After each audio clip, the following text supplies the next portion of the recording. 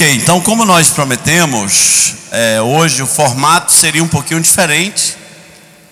A gente faria um testemunho de uma forma diferente, né? A gente faria uma entrevista com o pastor Moisés e depois ele vai trazer uma reflexão, né? Fechando aqui este momento. Vou chamar o pastor Moisés. Ok, vamos orar então, para a gente acalmar aqui. Senhor nosso Deus, nós te louvamos, porque o Senhor é bom, porque a sua misericórdia dura para sempre. E agora nós queremos te pedir que o Senhor nos ajude a, nesse momento diferente, informal, podermos sermos, todos nós, edificados para a honra e glória do teu nome. Pedimos em nome de Jesus. Amém. Amém. Então, eu vou fazer umas perguntas bobas, umas coisas aparentemente até sem graça, né? E aí depois, se algum irmão quiser fazer uma pergunta, por que a gente acha importante ter esse momento com os conferencistas que vêm? Porque a gente pode ser exposto a facetas muito particulares de um ministério, de uma vida. A gente pode conhecer nuances de uma vida, conhecer o trabalho que Deus vai fazendo em outros locais, né? E a maneira como Deus vai usando o seu povo, ok? Então, quando a gente se acalmar, eu vou começar. Vai dar certo. Eu espero que vocês que comeram muita proteína, esfrega os olhos aí que vai ser bom para você, tá? Essa luz aqui, o Harismar, esse corredor aqui, se você deixar essa luz assim, esse pessoal vai dormir. Nesse friozinho, sei não.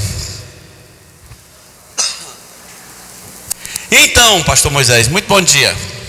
Você está bem? Estão lhe tratando bem? Tá ligado aí? Tá ligado, agora acabei de ver aqui. Tá ligado. Marcos, muito obrigado, estão tratando muito bem. O pessoal do Guapindaia é bom, né? Eu penso que o pessoal do Guapindaia é da igreja. Ok, pastor, eu queria que você começasse dando um ligeiro testemunho de como foi a sua conversão, como é que você conheceu Jesus.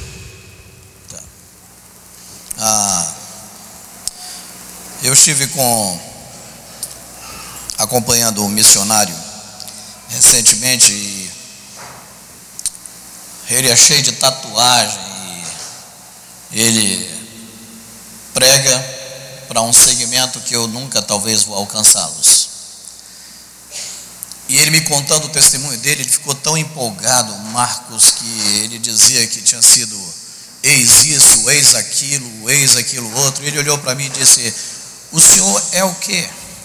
Como foi que você chegou a Cristo? O senhor era eis o quê? E eu olhei para ele e disse: eu sou o mais abençoado de todos aqueles que Jesus resgatou, porque eu nasci num lar cristão e ele não me permitiu sair desse lar cristão para conhecer tudo que você conheceu, para conhecer Jesus. Ele me conheceu antes, ele me amou primeiro, ele me colocou uma mãe especial. E eu nasci, Marcos, uma coisa fantástica, eu nasci literalmente dentro do templo da Igreja Tabernáculo Batista. Porque minha mãe saiu do templo para dar a luz em casa. Você queria participar do culto e não deu tempo, né? E quem estava pregando era alguém que tinha sido fruto de um trabalho aqui do Acre, nesse dia. Era o pastor Francisco Santiago, que alguns de vocês talvez até o conheçam. E minha mãe saiu, e eu lembro até hoje o nome, assim, que minha mãe diz, da parteira que me acolheu naquele dia. Chamava-se Vovó Célia. E saí da igreja, uma semana depois já estava de volta sendo apresentado na igreja. E aos 5 a 6 anos, numa pregação do pastor Francisco Santiago, eu entendi perfeitamente o plano de salvação do Senhor Jesus. E eu, num culto na nossa casa, que era realizado às sextas-feiras, com bancos feitos de madeira, eu levantei e entreguei a minha vida ao Senhor Jesus, entendendo perfeitamente com 6 anos. E deixa eu dar um relato para vocês que eu acho que é de grande valia, até porque provavelmente depois vocês vão querer que faça alguma finalização acerca disso. Aos 6 anos de idade, eu já sabia ler aquela leitura que é chamada de leitura corrida.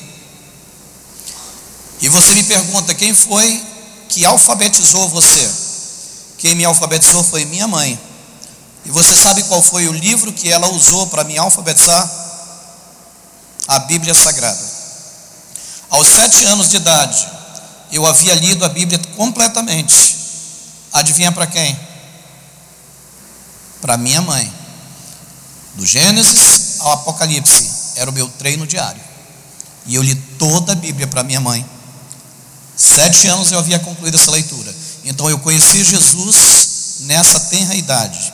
E eu lembro que em julho, aos 7 anos de idade, eu fui batizado pelo pastor João Hatcher, que você talvez lembre que é pai do pastor Paulo, pastor Davi Hatcher. Isso. E eu fui batizado pelo pastor João Hatcher. Essa é a minha vida. Então, a partir dali, desde aquele momento, eu nunca mais, eu não posso dizer para você saiu da igreja em algum momento? Depois a gente fala sobre isso. Eu ensaiei me desviar. Ensaiei. Eu digo, como é que é ser desviado? O nome já é muito feio, né? Então eu pensei, eu vou ensaiar me desviar. Isso eu tentei quando eu tinha mais ou menos uns 14 para 15 anos, e a experiência não foi boa. Um dia eu vou ter oportunidade de sentar com vocês e contar para vocês a experiência de um pretenso desviado. É o crentão querendo ser mundanão, né? E me quebrei. Fica meio esquisito. Assim, dizem, eu já vi estatísticas que se não se diz que ali pelos 18 aos 21 a coisa pega, as tentações de desvio, de que a maioria dos jovens não vai até os 25 sem se desviar. Você superou essa fase dessas idades todas? E como é que foi a sua juventude na igreja? É importante você falar isso, porque eu acredito que essas fases, para elas serem superadas, elas chegarem a essa estatística de que tu falas, é preciso ter links de substituição. Ou seja, a minha mãe, ela tem, ou ela exerce sobre minha vida, um poder de presença e um poder de influência até uma determinada idade. Mas eu vou para a escola. E quem é que vai me influenciar na escola? Então, até ali, a minha mãe me influenciou, mas na escola eu não tenho a presença constante da minha mãe. E aqui eu chamo a atenção para um detalhe muito importante. Eu criei minhas filhas baseado nesse princípio que eu aprendi, de que nós somos criados não para a presença, nós somos criados para a ausência. Porque na presença nós somos uma coisa, e na ausência muitas vezes somos outras. Então, quem é criado para a ausência, ele é na ausência aquilo que ele é na presença. Porque esse é um princípio básico da Bíblia, que os olhos do Senhor, eles estão em todo lugar. Ele não só está sobre a minha vida, ou analisando o meu comportamento, quando a minha mãe está presente, quando o meu pai está presente, quando o meu pastor está presente. Os olhos do Senhor são constantes sobre a minha vida. E aí onde se encaixa uma palavra que eu vou até estragar um pouquinho a mensagem de hoje à noite, entre aspas, mas nós perdemos hoje algo de que nós precisamos fazer uma reforma, que é o resgate de uma palavra que se foi perdida na nossa época, que se chama temor do Senhor. Se perdeu o temor do Senhor nas igrejas. E temor do Senhor não significa ter medo do Senhor. E na ausência a gente precisa entender que eu precisava desse temor em todo e em qualquer lugar. E aí que entram figuras importantes da minha vida. E que eu faço um questionamento aqui: a quem nós estamos dedicando a educação dos nossos filhos? Porque aos 7 anos ele entra numa escola, e aí ele vai ter uma influência dos 7 até aos 14, 15, 18 anos. 18 anos ele vai ser agredido por ideologias acadêmicas, e se ele não estiver preparado, ele vai se desviar da fé. Quem é que esteve presente nessa faixa dos 7 aos 18 anos? É aqui que entra um papel importante, a igreja. Aí você me pergunta: quem foram os teus referenciais? Eu já estou fazendo o papel até do entrevistador aqui. Quem foram os teus referenciais? Quem foram os seus referenciais? Muito bem, durante esse período. Durante esse período.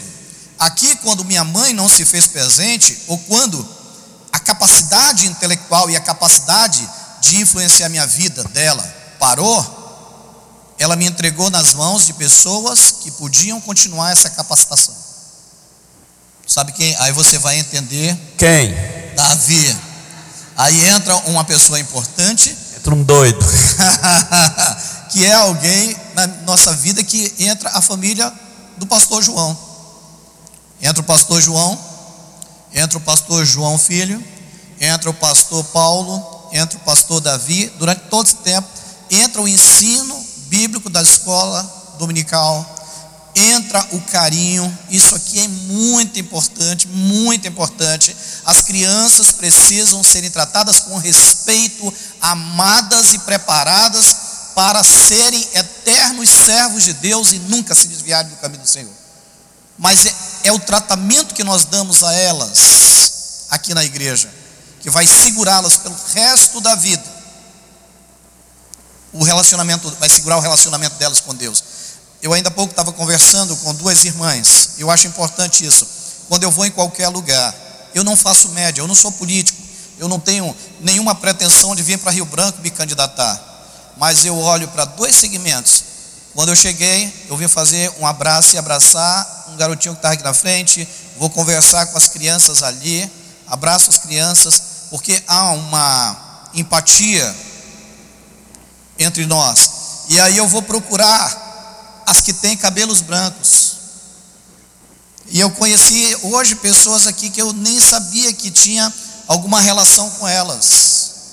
Eu conheci a mãe de um dos pais de nossos alunos aqui presentes. E eu disse: isso aqui faz sentido. Então aqui entra, Marcos, o papel da educação cristã. Pastor Davi esteve muito presente na nossa vida jovem. Foi o meu pastor de jovens. Tudo que eu aprendi na parte de amar a palavra de Deus, de manhã cedo ter compromisso com a palavra de Deus, de oração, de sede pela palavra, de amar Deus acima de todas as coisas, de sair para evangelizar, de contagiar as pessoas. O meu trabalho, você sabe que basicamente o meu forte é com jovens. Eu trabalho com jovens. Então essa gana de trabalhar com jovens, de motivá-los, de fazê-los ver que Deus é a melhor coisa da vida deles, foi porque alguém passou isso para mim. É esse referencial que trabalha a vida dos jovens, que não pode ser um referencial xoxo, mocho. Um referencial, às vezes nós estamos colocando para trabalhar com os nossos jovens pessoas que passam um desânimo tão grande para os nossos jovens, que é melhor sepultar. Jovem tem que ter alguém aguerrido. Vamos lá, vamos fazer uma ação, vamos mobilizar. E isso ele me contagiou. Hoje eu ultrapassei a casa dos 50. Mas quando os jovens me chamam, eu estou correndo com eles. Eu tenho os 2 joelhos rompidos de tanto trabalhar com jovens. Então, desse período, a influência daqueles que me educaram fizeram com que eu permanecesse no Evangelho até hoje. Aí você pergunta: e depois dos 20? E depois dos 20? Depois dos 20, Marcos, nós precisamos pedir a Deus que nos coloque aquelas ali na nossa vida, porque depois dos 20 é com ela que nós vamos trilhar aquilo que Deus, a carreira que Deus colocou na nossa vida. Sem elas, muita coisa vai faltar na nossa vida. Ok, então vamos pular aqui umas etapas. Pular não, vamos prosseguir. Como é que foi a chamada para o ministério e a chamada para o amor? Eu creio que Deus nos chama para o ministério. É isso aqui que as pessoas precisam entender. Elas estão esperando uma chamada sobrenatural. Venha! Não acontece. Deus chama você para o ministério desde o primeiro dia que você o conheceu. Você que finge não ouvir, mas desde o primeiro dia Ele já chamou você para o ministério. Todo dia Ele chama. Então a minha chamada ministerial aconteceu no momento em que eu fui gerado. Aí foi minha chamada. Agora você pergunta. Aí agora você pergunta, mas Moisés, mas oficialmente. Então, Moisés, oficialmente, quando foi? Oficialmente, quando foi que teve esse momento, esse start ministerial? Entra mais uma vez a figura do pastor Davi, a quem eu devoto muita gratidão. Eu tinha 15 anos, quando o pastor Davi chegou e disse: Moisés, você é a pessoa mais preparada, porque eu preparei, você tem conhecimento, e nós estamos com um problema aqui na igreja. Ninguém quer assumir a escola, ninguém quer assumir o trabalho com os adolescentes. Tu acha que tu és capaz de tocar esse trabalho com adolescentes? Um adolescente para liderar outros adolescentes. E aí ele disse: você tem caráter, você é alguém que eu acredito que Deus vai fazer uma grande obra por você, aceita? Eu falei: há muito tempo estou esperando isso. Qualquer coisa que você me colocar para fazer para Deus, eu faço. Eu já visitava o bairro todinho. Aos sábados nós saíamos para visitar, levando as pessoas na General Glicério, na Castelo Branco, Carvalho Leal, Japim, fazendo visitas para trazer as pessoas para a igreja, sem que o meu pastor ficasse dizendo: vai, Moisés. Você sabe quando é que os nossos pastores vão nos enxergar? Quando é que Deus vai usar os nossos pastores para nos enxergarem? Quando nós estivermos fazendo alguma coisa pela obra de Deus. Muitas pessoas estão sentadas esperando que o pastor chegue lá e diga: eu tenho um cargo importante para você. Eu nunca quis cargo importante na minha vida. Eu me levantei para fazer. Ninguém chegou comigo e disse: Moisés, vai visitar. Eu tinha um compromisso de chamar as pessoas e dizer: João, Raimundo, Maria, sábado 2 horas, vamos descer para visitar a nossa comunidade. Vamos voltar 4 horas, 5 horas, porque visita somente não dá certo. Você tem que visitar e você tem que comprometer. Vamos levar uma ficha, vamos fichar as pessoas que dizem que virão, as famílias que virão. Depois vamos lá e vamos pegar essas pessoas e vamos trazê-los, como Davi inclusive menciona nos Salmos, vamos trazê-los em procissão para a igreja. E como era lindo ver um jovem de 13, 14 anos mobilizando essas pessoas, como Deus usando essa pessoa. E daí porque talvez o Davi me chamou, trazendo essas pessoas de lá dos bairros, 20, 30 pessoas caminhando para a igreja, liderado por um grupo de jovens, de adolescentes. E aí quando o Davi chama, eu atendo o pedido dele e começo o meu ministério tomando conta de adolescentes. E nós começamos com uns 12, 15 adolescentes, e em 2 anos, 3 anos, quando nós já estávamos passando para uma outra fase ministerial, nós estávamos entregando esses adolescentes que nós recebemos com 12, 15, nós estávamos entregando para a igreja 150 adolescentes, dentro de uma área como essa aqui, dentro de uma área, adolescentes que estavam em transição para os jovens, um adolescente fazendo transição de adolescentes para os jovens. É assim que Deus usa. Sua segunda pergunta se relaciona ao amor. Essa já foi mais complicada. Foi mais fácil fazer ministério do que namorar. O ministério, ou seja, essa iniciação ministerial, ou seja, essa iniciação de responsabilidade, ela traz alguns percalços para a vida particular. Porque como muitas atividades são atribuídas sobre você, você se torna muitas vezes um velho num corpo de jovem. E isso aconteceu comigo. Durante esse período, eu era de ler muito, eu era de ficar muito voltado para as coisas da igreja. E eu não era de estar, enquanto os jovens estavam saindo para fazer serenata, estavam saindo para cantar. Serenata é uma coisa muito antiga, que alguns aí chegam a ficar, quando eu falei, eu vi alguns, serenata. Não tinha WhatsApp, né? Era. E aí, isso que aconteceu ali na festinha da garota, das filhas do Reginaldo, eu esqueci o nome delas, Reginaldo. Hã? Eu vi só bebê ali, aí eu não entendi. Bianca e Beatriz. A Bianca e a Beatriz. O que aconteceu ali se fazia nas serenatas. De chegar lá na casa, meia-noite, lá e... Boa noite, amor. Diga ao menos boa noite. Abra ao menos a janela, meu amor. A serenata é pra você. A serenata alguém está batendo na portinha do seu coração. Era aí que o indivíduo que queria bater na portinha do coração. Rosineide, abra a janela, querida. Era exatamente isso. Eles estavam nessas e eu não tinha tempo, eu estava me preparando. Isso fez com que eu me tornasse uma pessoa extremamente séria, carrancuda. E aí eu estava preocupado com tudo isso. E chegou um momento que eu disse, eu quero namorar. Querer todo mundo quer. A questão é que namorar, as meninas vão querer. E aí eu cometi um erro crasso. Eu tentei me aculturar ou me transformar por ter meus referenciais americanos. Eu me vestia como eles, aqueles texanos, cintão, você queria ser o pastor Paulo. Davi Red. Calça. Davi sempre foi relaxado. Não falem isso para ele quando eles vierem aqui. Mas aquele jeito todo.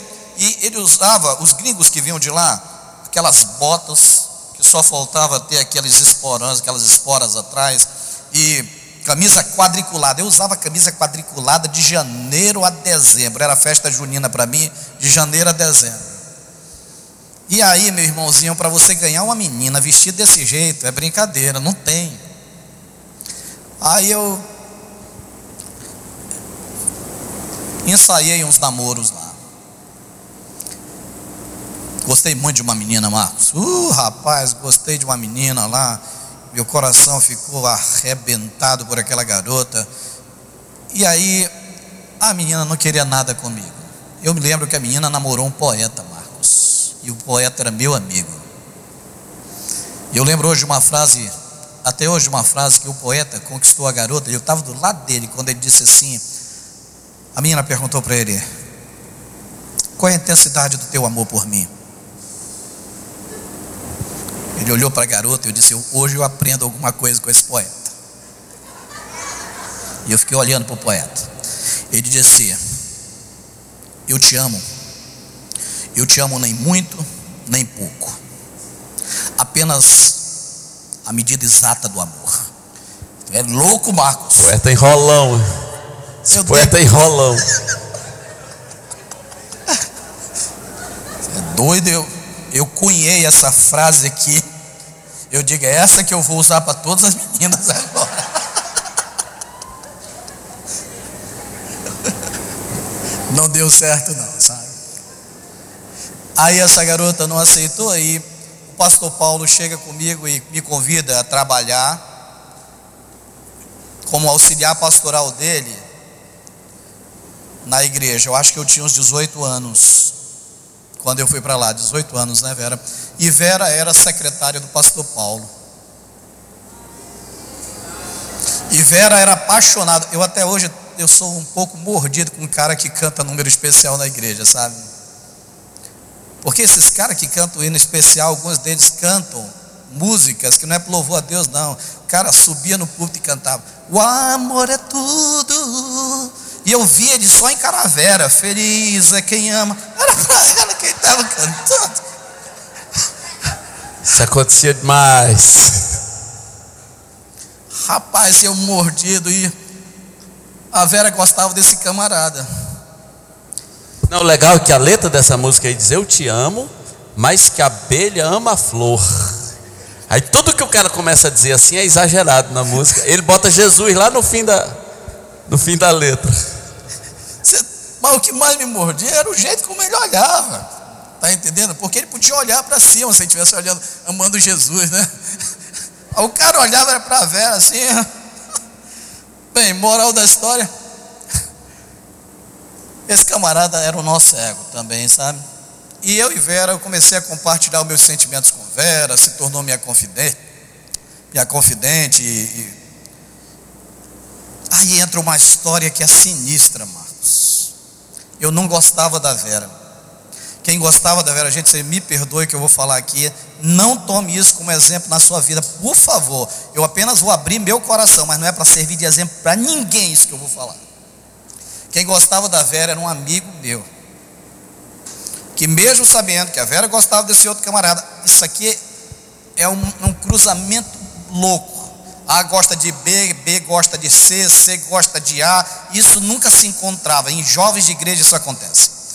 E aí esse camarada se aproxima de mim e diz: Moisés, me ajuda a ganhar a Vera. Eu até então não tinha nenhum olhar, não via nada na Vera. E aqui, jovem, acorda quando você faz isso, presta atenção. Eu falei para ele: tudo bem, o que você quer que eu faça? Ele disse: Moisés, eu vou escrever um bilhetinho todo dia para Vera e tu coloca em cima da mesa dela. E ele descobriu que Vera gostava de um chocolate chamado Diamante Negro. Cara, isso era muito caro para o meu bolso. Pegou pesado, né? É louco, esse Diamante Negro era caro. E aí ele me mantinha um estoque semanal de Diamante Negro para colocar sobre a mesa dela, de segunda a sexta, e um bilhete com cada um desses chocolates, de segunda a sexta. Então ia o chocolate e o bilhete. Quando ele falou para mim da Vera, ele falou tanta coisa boa, que aquela menina é isso, é aquilo, coisa que nunca eu tinha observado na Vera. E quando ele começou a me despertar para aquilo, eu disse: rapaz, por que eu nunca enxerguei isso dessa menina? Aí o que eu fiz? Eu pegava os bilhetes dele, dava fim e colocava só o chocolate.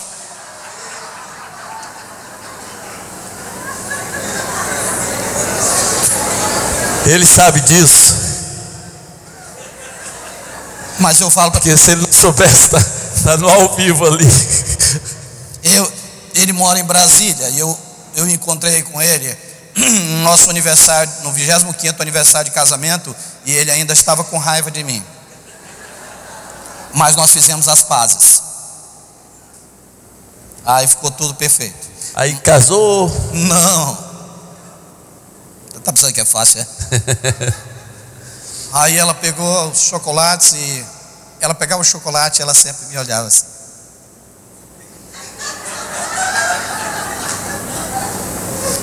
Minha consciência pesava tanto. Mas em tese, no todo, eu não estava fazendo nada de errado. Ela perguntou de mim: foi você quem colocou isso aqui? E eu não mentia. Não foi eu? Eu mentia? Ela perguntou alguma coisa mais? Minha mãe me ensinou uma coisa na vida, Marcos. A gente só responde. Como diria o R.R. Soares, ele não mentiu, ele usou de sutileza. Minha mãe me ensinou uma coisa na vida. Ela disse: meu filho, você só responde aquilo que lhe pergunta. Se alguém perguntar de você: sua mãe veio para a igreja? E eu não fui, diga não, acabou. Não vai dizer: não, ela ficou em casa por causa disso. Ninguém perguntou por quê, só diga não. Então quando ela perguntou: foi você que colocou? Eu falei: fui eu. Aí eu disse: quer saber de uma coisa? Eu vou nessa garota. E eu investi na Vera e eu levei 7 foras dela. 7 foras. O fora mais difícil de você ouvir é a garota dizer: ah, tu é tão meu amigo que eu acho que não vai dar certo a gente namorar. Eu falei: vai sim. Ninguém namora com inimigo. A gente namora com amigo. A gente namora amigos. Então, namora, me namora. E aí, depois de 7 pedidos, ela arriscou namorar comigo, me namorar. E aí onde entra uma história interessante também, porque a mulher precisa ajeitar o homem. Às vezes nós nos achamos que, e não é uma questão de transformar, é uma questão de dar um toque para melhor. Ela chegou comigo e disse: Moisés, deixa eu falar uma coisa para você. Você sabia que você é um garoto observado na igreja? O teu problema é que tu precisa dar uma melhorada nesse teu visual. Tu precisa usar roupas que estão usando atualmente. Normal, roupa de gente normal. Você sabe quem cortava meu cabelo, Marcos? Eu mesmo. Eu vinha de uma família muito pobre, Marcos. Eu não sabia o que era salão. Salão. Outro dia eu fui no Google, coloquei a palavra pobre, tinha sua foto, criança. Pelo amor de Deus. Gente, é muito. Eu venho de uma família extremamente pobre. Não teve graça, não, né? Eu tenho uma família. Vim de uma família pobre e grande.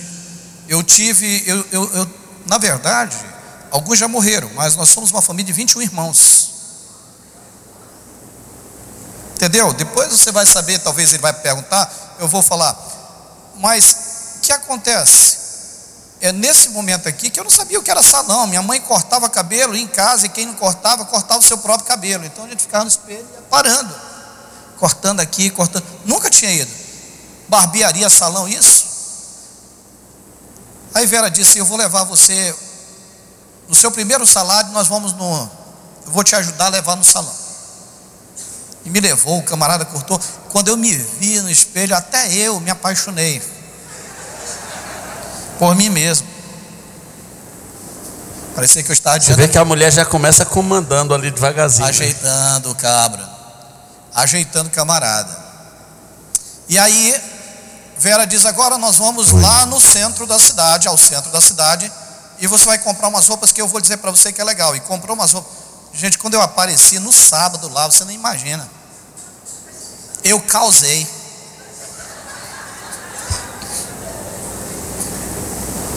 Sabe aquela garota que era afim de mim, que não queria saber de mim? Ela veio. Só que agora eu já estava namorando você, né, Vera? E a Vera viu essa garota chegar perto e ela disse: uau, você está muito gato. A Vera disse: opa, alto lá. Ele é meu namorado. Eu ajeitei e agora você chega e quer levar, filha?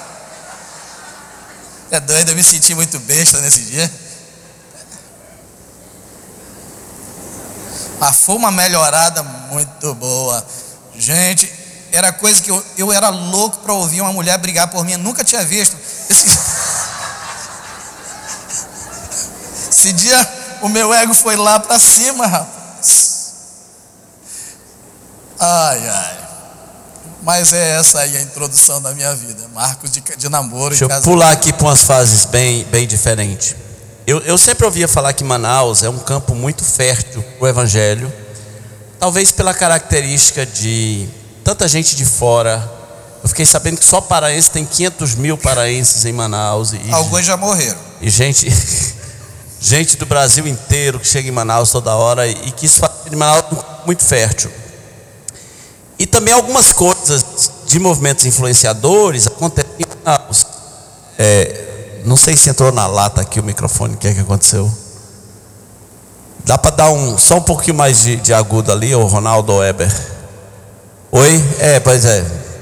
Então, aí, por exemplo, nos anos 70, o Samuel Câmara na Assembleia de Deus fazendo um movimento, tinha o Caio Fábio na Presbiteriana, mas lá pelos anos 80, aconteceu uma coisa que inclusive foi publicado no livro, eu não sei se você sabe disso, o livro Ultrapassando Barreiras, que trouxe experiências para o Brasil, experiências que estavam dando certo no Brasil, e uma dessas experiências era da igreja de vocês, no tempo que o Davi implantou o seminário na Tabernáculo, e que eu li o texto, quem escreveu foi o Miguel Fortes, que era um luterano que tinha se convertido, foi batizado lá na Tabernáculo. E você, pelo que você está me dizendo do cálculo da idade, você estava no centro dessa experiência. Partilha aqui para nós, em poucas palavras, o que foi esse negócio de transformar a escola dominical num seminário para toda a igreja, que envolveu toda a igreja lá na Tabernáculo Batista. Certo. Realmente nessa época eu estava bem envolvido e foi uma experiência, eu diria que em tese o Fortes desse momento, ele vem nesse processo apenas para dar uma pitada de qualidade, mas na verdade isso já tinha começado. E isso tudo nasceu com a cabeça do Davi, que ele chega com uma cabeça acadêmica dos Estados Unidos, haja vista que ele tinha sido reitor nas universidades e trabalhado nas universidades americanas, e na percepção dele, ele acreditava que a igreja tinha que sair do estágio de escola bíblica dominical para uma formação mais avançada, em que se propusesse a preparar a igreja no seminário, que não acontecesse daquela forma do seminário de semanal de segunda a sexta-feira, onde só alguns iam para esse seminário. Mas a proposta dele era trazer esse seminário para uma mão de obra, para formar uma mão de obra leiga, mas extremamente operacional dentro da igreja. Ou seja, transformar a escola dominical no seminário, formar professores. E o Davi começou o trabalho de formação de professores. O trabalho não veio assim, aconteceu. Ele começou na base. Ele pegou um Marcos, ele pegou um Moisés, ele pegou um João, ele pegou um Pedro, ele pegou um outro, sentou com esses aqui e ele começou um trabalho. Vamos, a metodologia vai ser assim, eu vou ensinar isso aqui para você, você vai levar para a sala isso aqui. E a primeira matéria, eu lembro como hoje, que o Davi plantou no coração de cada um de nós que ministrou no seminário nessa época, se chamava meditação. Os 5 passos da meditação. Porque se a igreja não se mobilizasse em relação, em relação àquilo ali, que eram os 5 passos, ler, entender, decorar, tirar uma lição, decidir compartilhar com Deus, ela não avançaria. Então aquela ali foi a primeira matéria do seminário. E aí se formou uma grade a partir disso. Isso deu tão certo, que até hoje, na NIB, onde o Davi é pastor atualmente, né, isso deu tão certo que hoje eles têm, em média, 3.500 pessoas num domingo de manhã, vindo ou indo assistir aulas dentro de uma sala, aguentando 2 horas com a maior motivação. As igrejas que foram plantadas pelo pastor Davi, as pessoas que são capacitadas, que são formadas, saem dessas salas. Não são pessoas que se levantam com um grande poder intelectual e dizem, conhecimento. Não. São pessoas que são formadas na sala, pessoas comuns da igreja. E eles abriram, acredito que nos últimos anos, eles abriram mais de 26 igrejas. Resultado desse trabalho de seminário para pessoas leigas, visando a mão de obra leiga da igreja. Porque antes você sabe que o seminário não visava essa mão de obra leiga, né? A formação era a figura do pastor aqui e pronto. E eu estava conversando com outro irmão.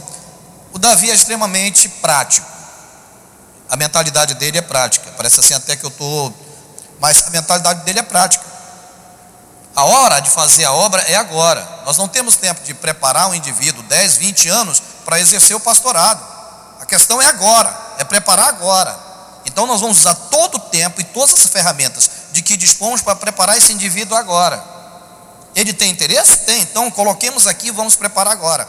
E é aí que entra essa questão do seminário, que começou na Tabernáculo e que ela foi muito enfatizada pelo Miguel Fortes, que veio para tomar conta nessa época do seminário. Mas quando Miguel entra no seminário, isso que está sendo transmitido, Miguel lá me vendo isso agora, se estiver vendo talvez, quando o Miguel Fortes, ele entra no seminário, ele entra para dar uma qualidade acadêmica ao seminário, e aí, ao meu ver, isso aqui é uma opinião minha, o seminário perde um pouco, trava. Eu acho que aí quando entra o academicismo no seminário, ele perde. Por quê? Porque esse seminário que estava ali aprendendo os moldes que foram ensinados pelo Davi, era um tipo de seminário que aprendia aqui da palavra de Deus, saía daqui e colocava em prática. Diferentemente da plataforma do Miguel Fortes, que aprendia aqui, esse aqui é o meu maior medo das igrejas, eu vou falar isso para vocês, e eu não uso essa plataforma. Aprende aqui e vai para ali discutir Bíblia. Ninguém é salvo se a gente sai daqui para discutir Bíblia ali. A gente aprende Bíblia aqui e sai para evangelizar, para ganhar pessoas para Cristo. Isso traz pessoas para a igreja. Isso ajuda pessoas a conhecerem Cristo. Agora, aprende aqui e vai debater Bíblia ali, isso acabou a proposta inicial. E aí teve que haver uma retomada, aquilo que é chamado a reforma. Uma reforma do seminário. Do seminário. Trazer novamente o seminário ao seu modelo original. Aquilo que é realmente. Prepara aqui para semear lá fora agora, urgentemente. Aí deu certo, aí voltou. Tanto voltou que hoje tem 3.500 pessoas lá, aos domingos de manhã, fazendo seminário e a igreja crescendo. Hoje, eu acredito que hoje é a igreja que mais cresce em Manaus. A NIB é a igreja. Para mim, NIB já superou a própria questão da restauração que tem outros seus. Eu ia entrar agora no outro passo, porque a gente está falando de Manaus e movimentos que acontecem em Manaus. E dos 90 para cá estourou em Manaus o movimento G12, com o René, que era de lá, da Memorial, né? Coincidentemente, que o nome leva a isso. Brincadeira, gente. E aí, eu, por exemplo, naquela época fui convidado para ser um dos treinados por ele. Eu perguntei isso, 97, alguma coisa assim. Eu perguntei se a pessoa estava maluca em me fazer esse convite. Qual é a sua visão, a visão que você teve desse movimento e como é que as igrejas que você conviveu ou que você pastoreou foram ou não foram afetadas pelo movimento G12 de Manaus?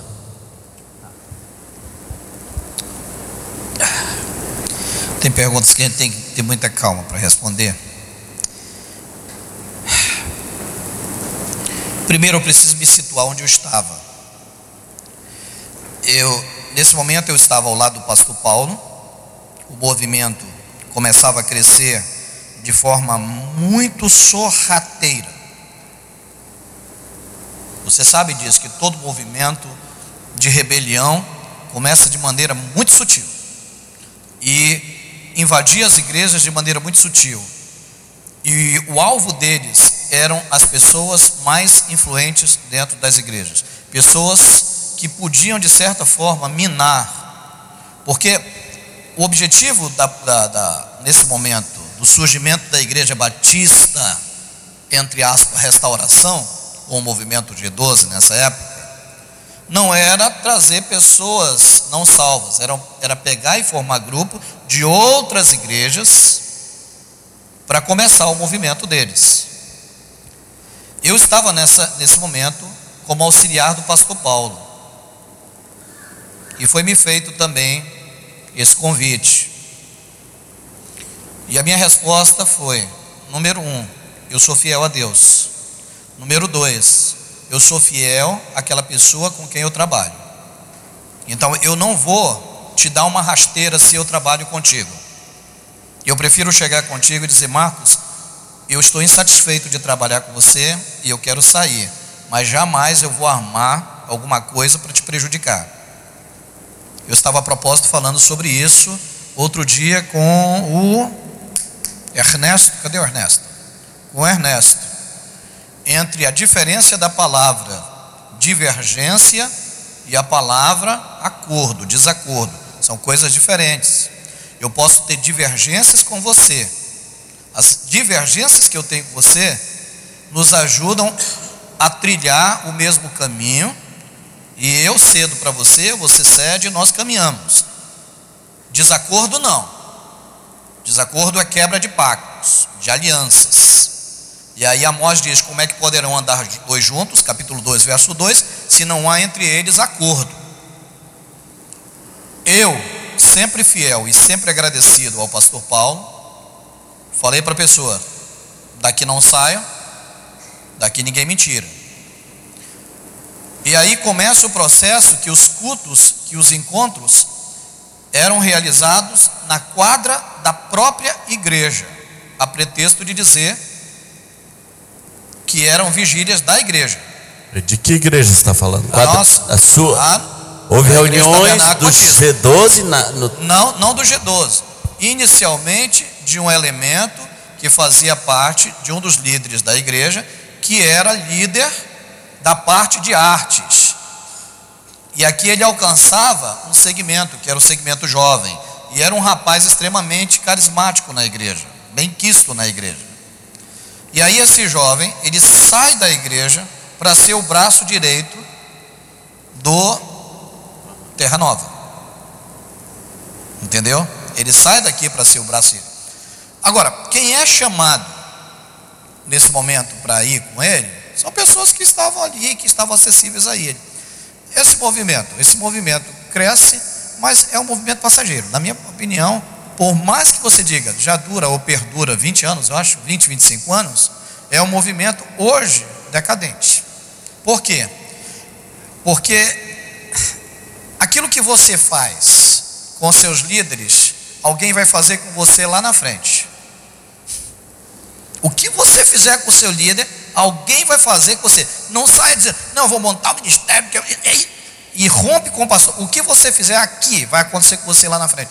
Hoje, o Ministério G12 é um movimento decadente. Por quê? Porque está se esfacelando. Estão se abrindo outros movimentos, rachando, e o resultado está aí. Qual é o melhor modelo do Evangelho? O melhor modelo do Evangelho ainda é o modelo que Jesus Cristo deixou. O modelo do Evangelho é: pegue a palavra, insta, quer seja oportuno, quer não, pregue a palavra, repreende, exorte, corrija, tudo isso em amor. 13:35 de João: e nisto conhecereis, pois que sois meus discípulos, se vos amardes uns aos outros. Tudo passa, todo e qualquer momento, modelo vai passar, estratégia vai passar. Alguém chega e diz: qual é o modelo, qual é a estratégia que você usa hoje na Central Leste para vocês crescerem? Pregar a palavra de Deus. Nós pregamos a palavra de Deus, nós levamos o Evangelho a sério. Então nós não seguimos uma cartilha de modelo de ninguém. Nós pregamos o Evangelho, o resultado quem dá é sempre Jesus Cristo. E nós procuramos amar. E se tem uma coisa difícil no cristianismo, é amar. Amar não é fácil. Amar é um exercício muito difícil. Você falou na primeira noite, na quinta-feira, você falou assim: amar é um sentimento, sim. Você lembra? Não é um sentimento, não. Você diz, pode envolver sentimento. Você falou: amar pode envolver sentimento. Com certeza, amar pode envolver sentimento. E amar envolve uma palavrinha muito importante, Marcos.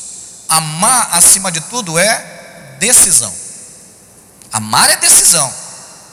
Eu decido amar você do jeito que você é, vou lutar para ajudar você a se transformar, eu vou sofrer com você, eu vou crer em você. Isso é amor. E foi isso que Jesus Cristo fez por nós. Modelos passam. Agora, pois, permanecem a fé, a esperança e o amor. O maior destes é o amor. A única coisa que não vai passar é o amor. Vai haver línguas, vão cessar, profecias, vão acabar tudo, mas o amor vai permanecer para sempre. As igrejas precisam amar.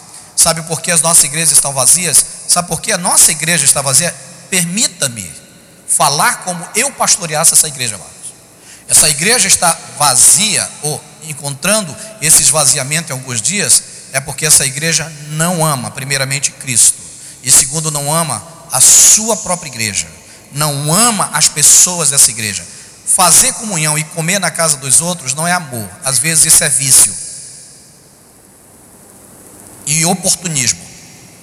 Se eu descobrir que você vai na minha casa porque você quer me usar e quer aproveitar a oportunidade que eu dou para você comer na minha casa, eu não vou convidar você para minha casa, porque eu quero que você vá na minha casa quando não tiver comida também. Ok, entenderam aí, né? Bom, vou abrir aqui para... Alguém tem alguma pergunta antes do pastor passar para a reflexão final? Só um momentinho, irmão. Quem pode ver um microfone aí rapidinho? 3. Passa para aquele irmão aqui, James.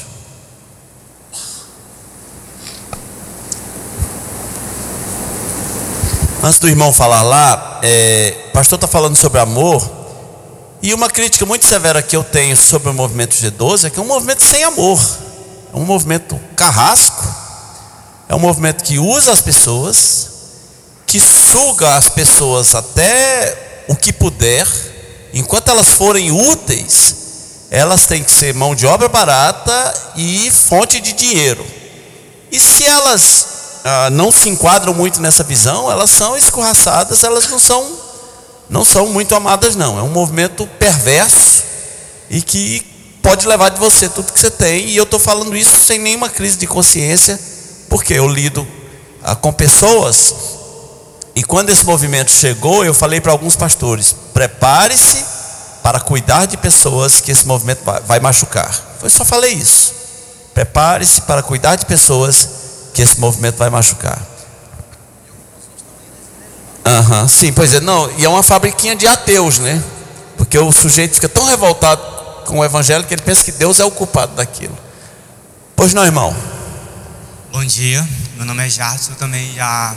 Qual é o teu era da nome? G12. Qual é o teu nome? Jarderson. Jarderson. Eu era da G12. Quando eu comecei a ler a Bíblia, tive que sair de lá. Eu fui numa igreja grande daqui de Rio Branco, acho que alguns já devem saber qual é essa igreja. Permaneci 2 anos e 5 meses e nunca vi uma ministração de arrependimento. Sempre o foco era dinheiro, porque o foco do coração do homem é dinheiro. É uma das raízes que leva muita gente para o inferno, é o dinheiro, e as igrejas estão perdendo nisso. Então, a minha pergunta é: você considera o G12 uma seita? Porque alguns amigos meus da Bíblia consideram o G12 uma seita, e as outras visões também. E outra pergunta: o cessacionismo e o continuismo, para você, qual é a sua opinião? Se os dons cessaram ou se ainda estão estão valendo, né? Estão valendo. Porque o meu pastor, não sou dessa igreja, sou de outra igreja, mas eu gosto desse movimento. E ele disse que os dons eles só vão cessar quando Jesus voltar. Aí eu queria saber qual é a sua opinião, o que você tem para falar aqui para a igreja. Aguenta aí, mas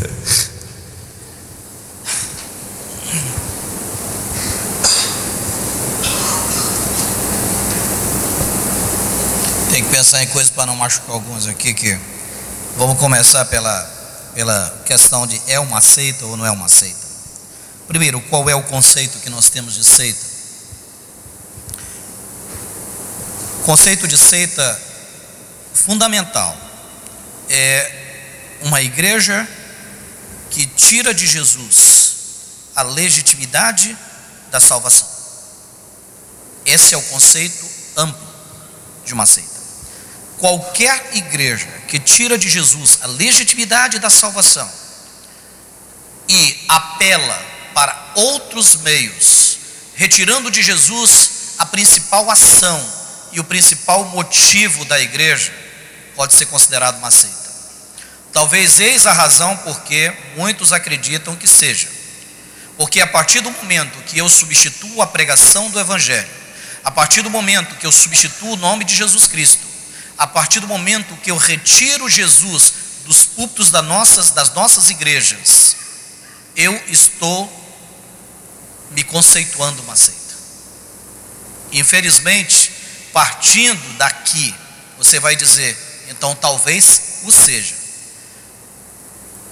Quanto à sua segunda pergunta, eu responderia como se fosse o apóstolo Paulo: de que te interessa isso? Prega a palavra, insta, quer seja oportuno, quer não. Para que queres saber se os dons estão ou não vigentes? Para a tua vaidade particular? Ainda que eu fale a língua dos homens e dos anjos, se eu não tiver amor, eu serei como o bronze que soa, ou como o símbolo que retine. Que é melhor tapa na nossa cara do que 1 Coríntios 12, 13, 14? Nós estamos numa época, num momento de uma ação do Espírito Santo na nossa vida, mas que essa ação do Espírito Santo é que nós proclamemos o Evangelho e que Ele faça o convencimento.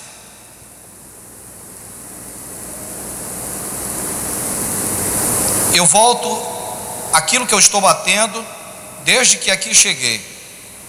A principal reforma que nós precisamos fazer nas igrejas é esquecer desses pontinhos que têm atrapalhado as nossas vidas e fazermos uma reforma do verdadeiro amor dentro das igrejas. Se essa igreja amar como Jesus amou, vocês não vão nunca querer saber: ah, eu falo línguas, eu tenho que falar línguas, eu vou falar línguas até Jesus voltar. Jesus Cristo vai dizer que a língua que você vai falar até Ele voltar, sabe qual é a língua? O amor. O amor.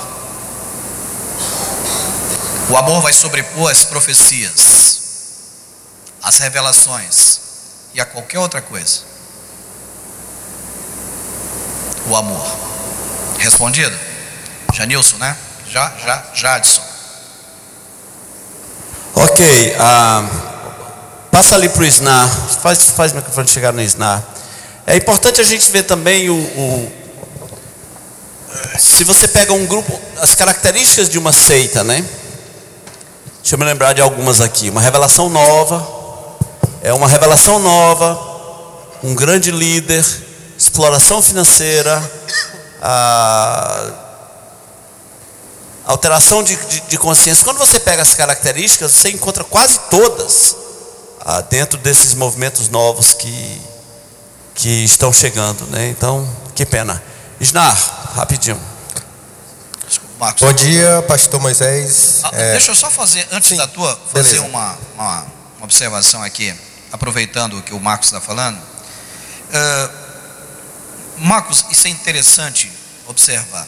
É justamente, nascem as grandes seitas nos momentos de crises sociais, econômicas e religiosas. É incrível, é em tempo de crise. Se você se reportar ao nascimento dos movimentos gedosianos, vamos dizer assim, eles nascem em tempo de crise.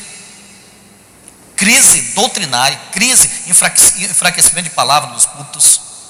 Ele nasce em um momento, economicamente, pega o momento que nasce. O nascedouro era um momento de economia instável e é um momento socialmente comprometedor na sociedade. Nós estamos passando por um momento desse e vão nascer novas, mas com outras ideologias. Se prepare para um avanço mutante ideológico nas igrejas, forçando não o G12, mas forçando a uma ideologia que você já deve estar imaginando do que eu estou falando, forçando a que os pastores aceitem as imposições de determinadas ideologias dentro das igrejas. Aguarde, e vindas de cima para baixo. Minha pergunta era exatamente sobre isso. Como tem sido na sua igreja, pastor, essa questão do pessoal tentar empurrar com força a ideologia de gênero, principalmente nas crianças. Se vocês têm, como tem sido o combate, como tem ocorrido isso, e como é que está isso em Manaus, né? Como tem sido essa questão da ideologia de gênero? Não diferentemente do que qualquer outra parte do Brasil. Ser pastor hoje não é fácil. Não é fácil.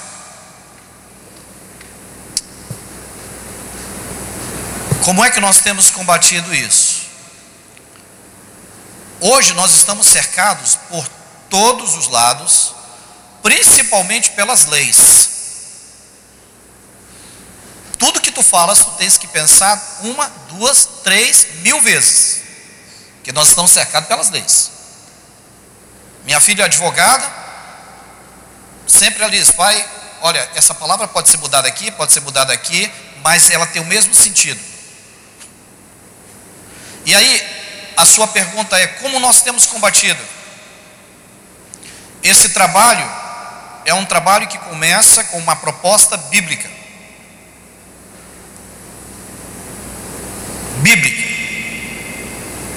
Ensina a criança no caminho em que deve andar, e até quando envelhecer, essa criança, agora adulto, não vai se desviar dos caminhos do Senhor. Porque hoje eu mantenho os ensinamentos que eu recebi lá atrás, com 51 anos de idade, porque isso está aqui cunhado na minha mente, gravado na minha mente. Se nós queremos que os nossos filhos não sejam bombardeados por essa onda ideológica que tem invadido não somente as igrejas, mas especificamente, principalmente as nossas escolas, nós precisamos fazer um trabalho em casa e não transferir esse trabalho de casa para a igreja. Começa em casa. Nós temos um trabalho lá na igreja e nós oferecemos recentemente um curso lá na igreja para que toda a igreja aprenda técnicas de memorização das Escrituras Sagradas. Quando o salmista Davi diz: escondi a tua palavra no meu coração, porque eu tinha uma finalidade.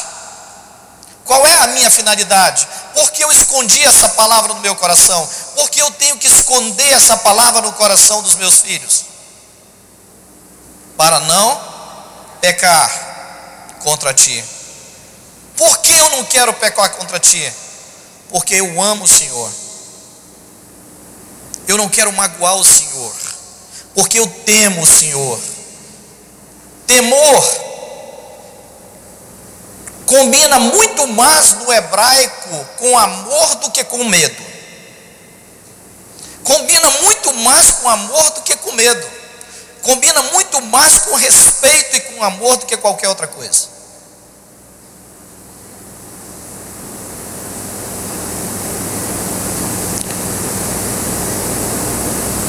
E aí eu penso, o que nós, pais, temos feito para ajudar os nossos filhos a incutir a palavra do Senhor e dizer: filho, esse versículo que eu vou ensinar agora, ele serve quando um coleguinha seu convidar você para fumar maconha. Aí você lembra desse versículo.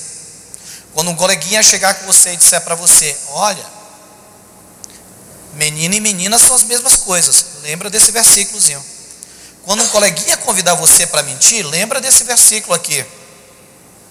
É assim que nós incutimos, é assim que nós ajudamos a nossa igreja, é assim que nós ajudamos os nossos filhos a guerrearem contra essa invasão ideológica nas igrejas. Nós estamos usando uma estratégia errada. A igreja está indo para as redes sociais a combater, não, que não sei o que lá, e discutindo. Que ridículo.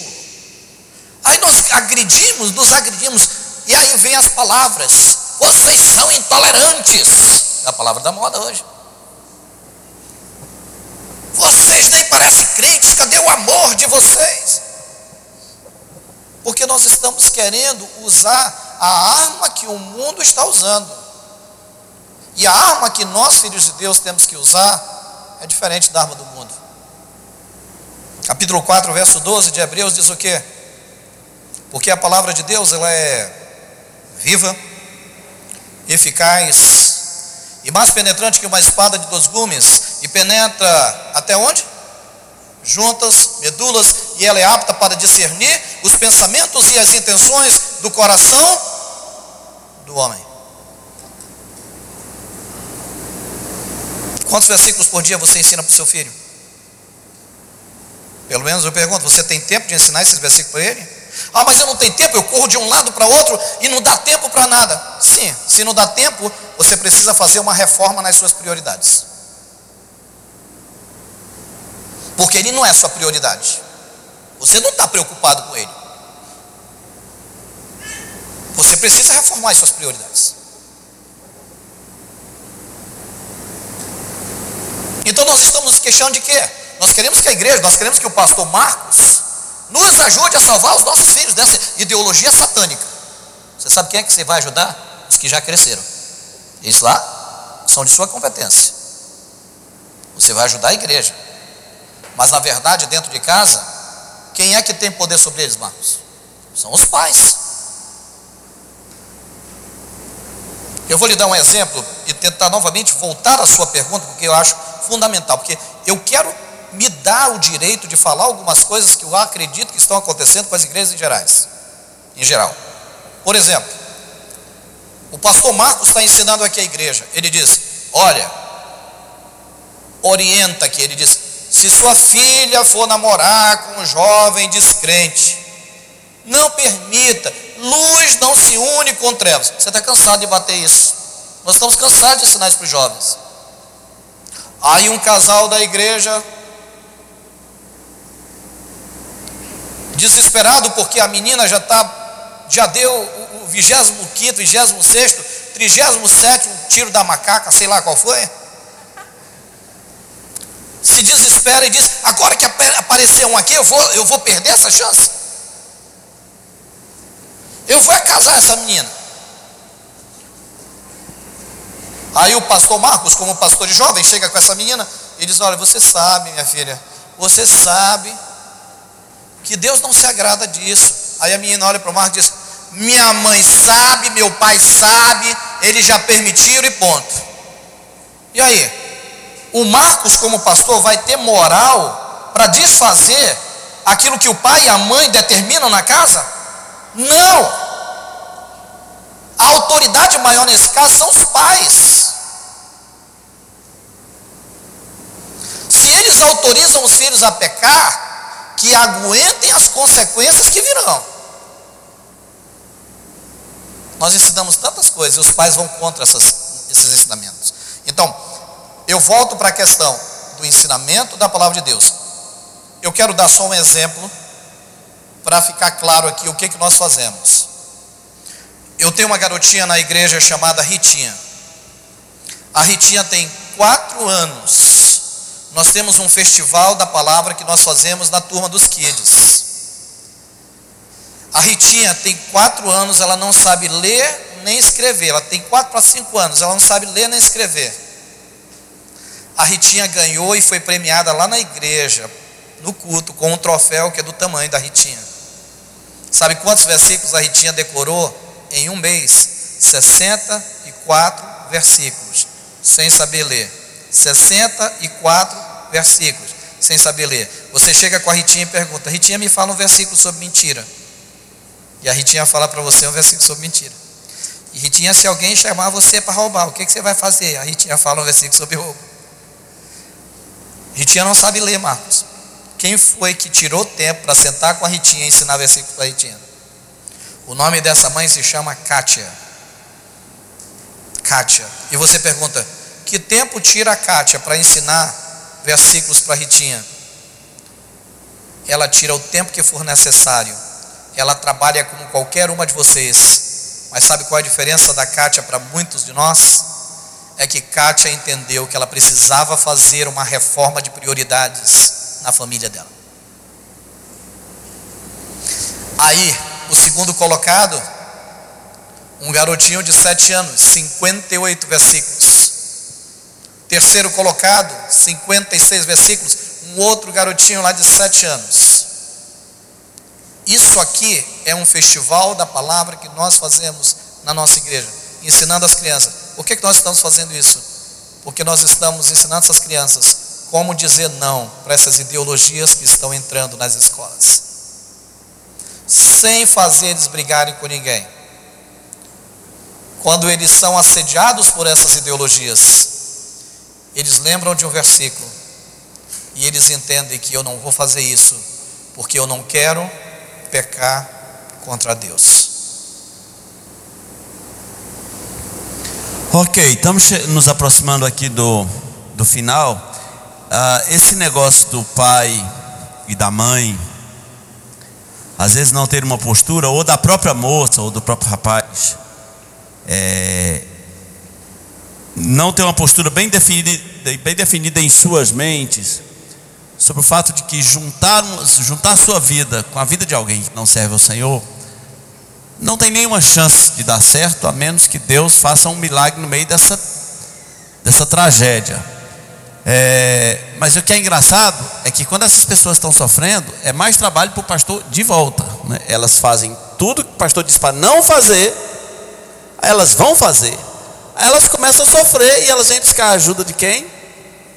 Do pastor. Pastor, estou com problema. E o pastor podia ser bem carnal e falou: mas eu não falei para você não fazer, né?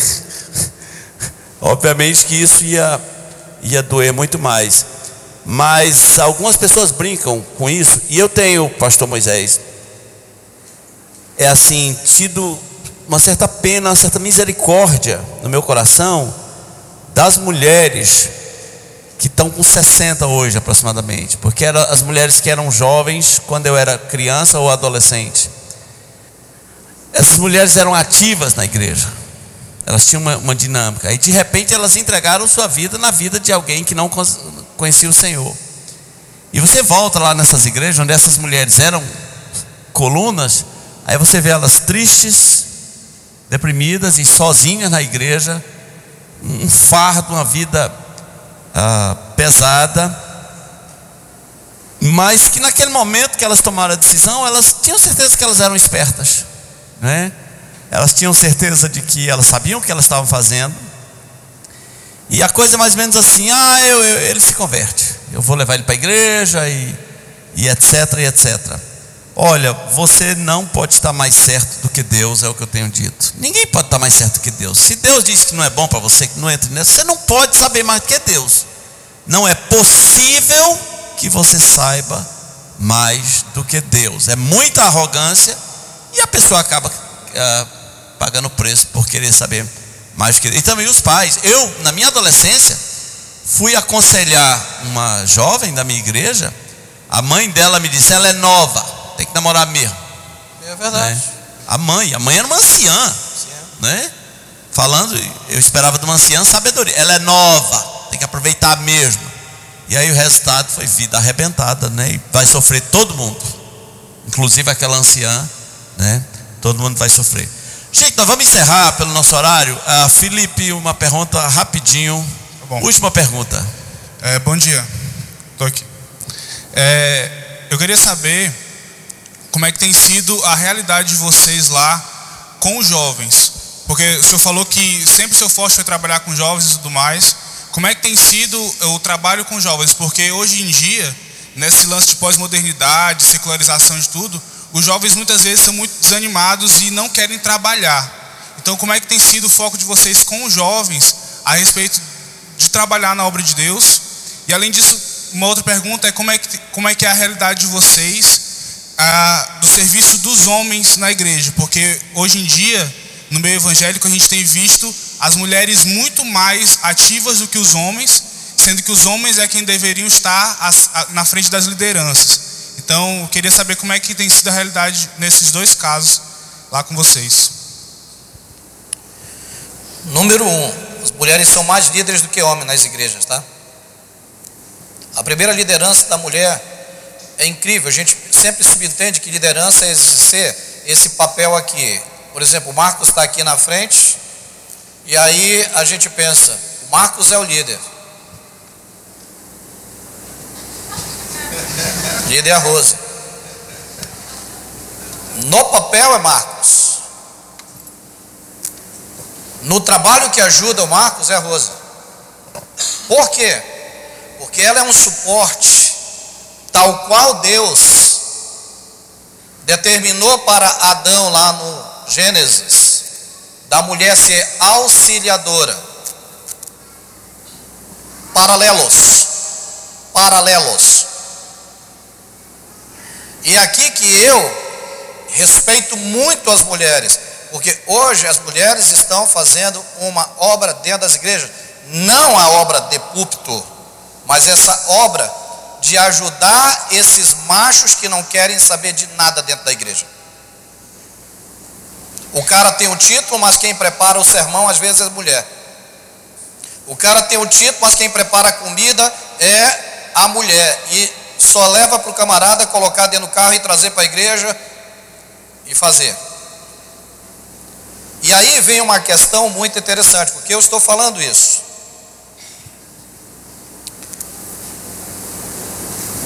Porque eu vejo que hoje o nosso público majoritário é um público formado de mulheres. Essa é a realidade. Eu estava falando, hoje a realidade é 7 mulheres para um homem. Nós estamos vivendo Isaías capítulo 4, verso 4. Depois você dê uma lidinha. Aliás, Isaías 4, ele vai dar uma boa noção do que nós estamos vivendo hoje. Mas, o que eu chamo a atenção nesse aspecto da questão da vida, da ação das mulheres, não na liderança de ponta? Essa mulher, ela é tão necessária na igreja hoje, porque ela é a que ajuda o ministério, como mulheres ajudaram o ministério do apóstolo Paulo. E onde é que está esse papel da mulher ou dos jovens, a nossa dificuldade no trabalho, com toda essa onda de mulheres que fazem a maioria dos nossos jovens?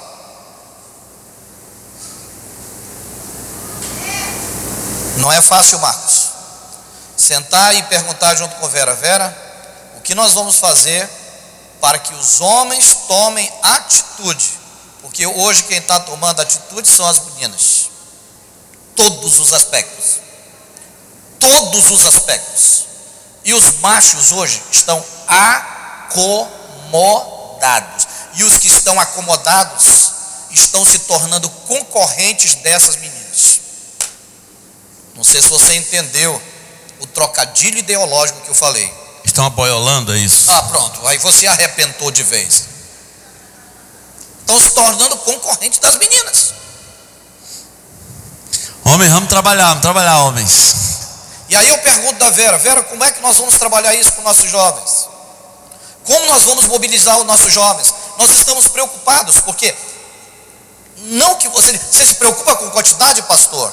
Quantidade é um reflexo de trabalho. Quando nós trabalhamos, a quantidade aumenta. Todo mundo sabe isso da questão administrativa. Então, o que acontece? Hoje nós estagnamos e está oscilando assim. 100 jovens, 90 jovens, né, Vera? 100 jovens, 90 jovens. Eu falei, está alguma coisa errada. Nós estamos parados em 100 jovens, Marcos. A gente chama isso de centopia. Aí eu falei, como é que nós vamos trabalhar? Sentamos para fazer uma análise do que está acontecendo com jovens, que é exatamente essa a sua pergunta. A realidade de Manaus talvez seja uma realidade diferente de Rio Branco, mas uma das coisas que qualquer pastor de jovens tem que fazer é conhecer o que está acontecendo, qual é a realidade atual. A igreja precisa ser criativa, a igreja precisa ser dinâmica. Para trabalhar com jovens tem que ter criatividade, tem que ter dinamismo. Nós precisamos chamar esses jovens para aprenderem a palavra de Deus de maneira dinâmica, os louvores de maneira dinâmica, até porque o pensar da nossa juventude atual é diferente. Nós estamos querendo colocar para os jovens aquilo que nós aprendemos na geração de 1970. Jovem não vai entrar na nossa igreja para cantar Rude Cruz se erigiu. Mas tem que cantar, pelo amor de Deus, isso é imposição.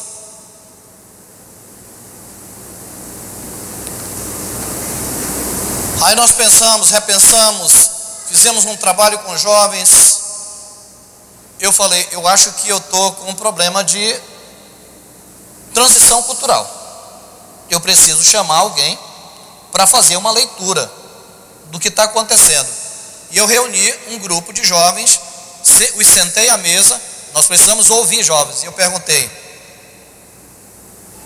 o que é que vocês, como jovens, se vocês pudessem ficar no meu lugar e fazer um programa, o que vocês fariam? Aí vieram várias ideias. Isso. Como é que vocês ajustariam essa ideia à luz da palavra de Deus? Você está entendendo?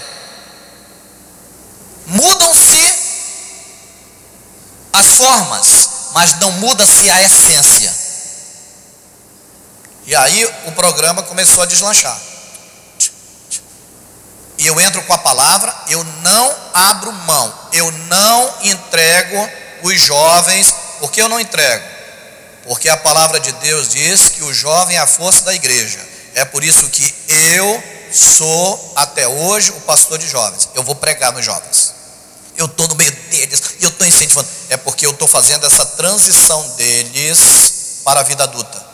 E se eu quero casais que pensem como eu penso, que sejam dinâmicos, que se envolvam na obra da igreja, que quando eu disser: gente, vamos fazer um mutirão, quem vem? Eu, chega, tá bom. Eu preciso estar lá fazendo isso. Entendeu? Então, eu entendi que essa minha presença como pastor é marcante, porque a nova geração de casado, eu estou orando, eu não quero que Deus me leve, eu e Verinha agora, mas eu estou orando para Deus levar alguns que estão atrapalhando, no sentido de ser referencial para os futuros jovens. Dizer: Deus, leva logo esses casais e faz esses novos casarem para a gente poder trabalhar, ou então tira-os daqui da igreja. Deus tem ouvido a nossa oração. Tá bom, irmãos, o pastor vai continuar à noite. Vamos ficar de pé para a gente orar. Ai. Vamos orar. Muito obrigado, meu Senhor, pelo dia de hoje. Muito obrigado pelo que ouvimos aqui. E agora queremos pedir que o Senhor nos prepare para a noite, e que pessoas que vão chegar aqui, que possam vir com o coração como uma boa terra. Que irmãos liguem hoje para pessoas, se comuniquem com pessoas e os convidem para estarem aqui hoje à noite, ouvindo mais uma palavra da Escritura, e que a tua palavra caia copiosamente, seja derramada abundantemente no nosso meio. Pedimos em nome de Jesus. Amém.